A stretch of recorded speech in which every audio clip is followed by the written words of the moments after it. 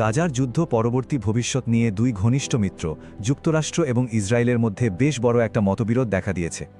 আজকের এই বিশ্লেষণে আমরা এই জটিল কূটনীতিক পরিস্থিতির গভীরে যাব আর দেখব এই মতানৈক্য কিভাবে ওই অঞ্চলের ভবিষ্যৎকে প্রভাবিত করতে পারে। আসলে পুরো ঘটনার মূলে কিন্তু একটাই প্রশ্ন, যা নিয়ে বিশ্বনেতারা এখন চিন্তিত। যুদ্ধ শেষ হলে গাজার শাসনভার কার হাতে থাকবে? আর এই প্রশ্নের উত্তর ঘিরেই যুক্তরাষ্ট্র আর ইসরায়েলের মধ্যে এত উত্তেজনা তৈরি হয়েছে।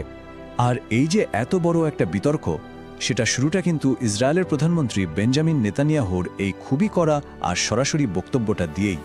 তার এই একটা কথাই পুরো পরিস্থিতিকে একদম স্পষ্ট করে দিয়েছে আর জন্ম দিয়েছে এক বিশাল কূটনৈতিক বিতর্কের। তো চলুন এই ব্যাপারটায় আরেকটু গভীরে ঢোকা যাক।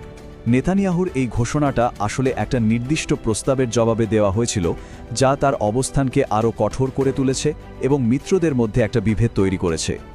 নেতানিয়াহু কিন্তু তার এই কথাটা কোনো